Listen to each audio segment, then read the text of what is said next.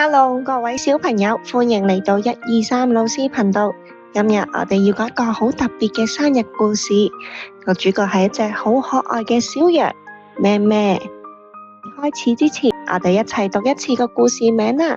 生日禮物系列，咩咩的猜謎生日派對，作者123老師。大家好啊，我係小羊咩咩啊，我嘅生日就嚟啦！原來小羊咩咩佢就嚟生日啦，佢好想同森林所有好朋友一齊慶祝佢嘅生日，於是佢就邀請咗大家喺佢生日嗰一日嚟佢屋企度一齊玩食蛋糕。終於等到生日呢一日啦，咩咩喺屋企度超級期待，佢喺度等啊等，突然間佢聽到啲聲啊！咦？咩聲嚟㗎？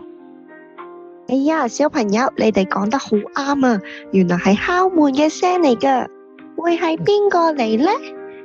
咩咩佢冇即刻開門，佢首先走咗去個窗度望下出面，睇下出面係邊個喺度敲門先。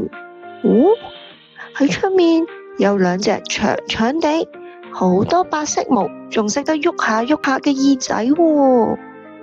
小朋友，你估下係邊個喺出面啊？哈哈哈，我估到啦！咩咩好興奮咁樣大聲講，係小兔啊！咩咩去打開道門，果然出面係小兔嚟㗎。佢對長耳仔上面仲綁住一個好靚嘅紅色蝴蝶結啊！小兔同咩咩講，咩咩生日快樂啊！咩咩亦都多謝小兔。多謝你過嚟參加我嘅生日派對啊！咩咩同埋小兔準備入屋企嗰陣，點知有一個圓碌碌啡色嘅波，自己碌啊碌，碌啊碌，碌到去門前面。兩個見到都覺得好好奇。小朋友，你哋又估下呢個係咩嚟㗎？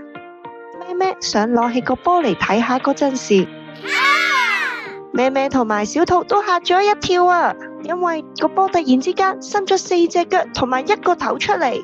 哦，原來呢個唔係波嚟㗎，係小刺蝟啊！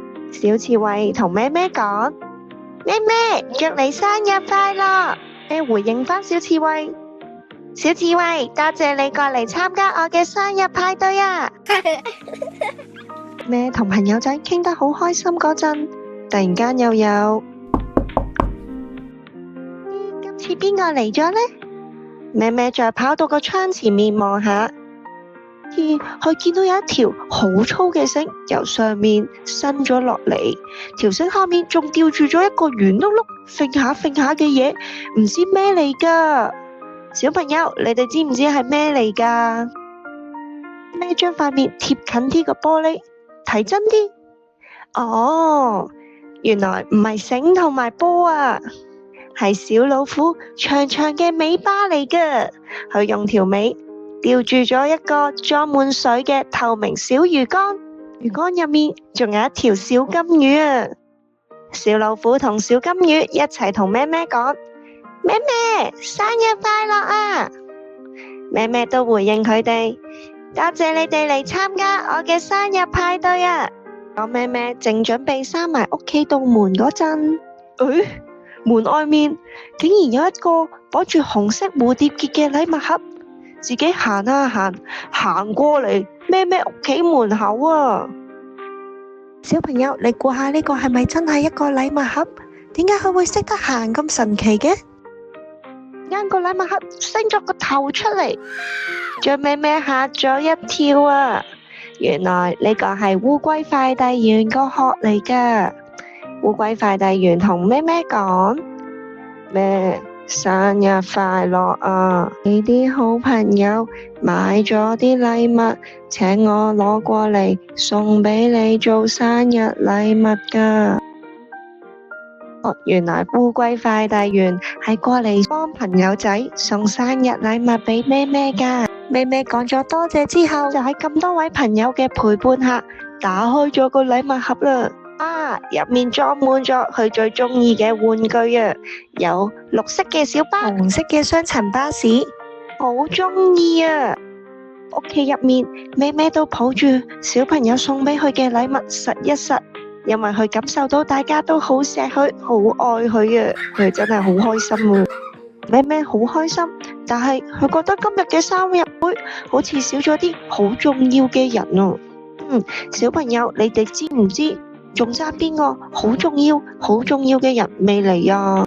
個時候有敲門聲啊！咩咩即刻跑咗去個窗度，又睇下係邊個嚟先。係今次個窗上面就係得一個好大、好奇怪嘅黑影，唔知係邊個嚟啊？咩咩佢聽到有啲聲啊，聽唔清楚，不如用聽噶啦。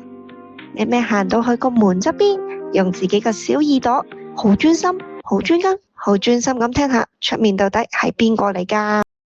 小朋友，我哋一齊聽啦！咩咩豬生日快樂！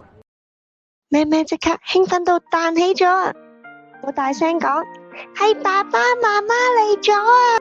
原來嗰個大黑影就係羊爸爸同羊媽媽挨埋一齊拎住咗個生日蛋糕啊！所有重要嘅人都到咗啦，生日派對可以正式開始啦！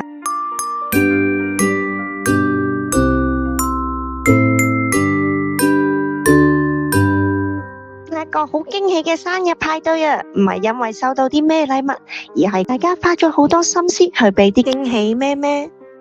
原來就算大家長大咗，個樣變得唔同咗，或者打扮成唔同嘅模樣，但係大家嘅感情都依然唔會變，一樣係咁錫大家，咁愛大家。喺故事嘅最後，梗係要同咩咩講返句生日快樂啊，咩咩！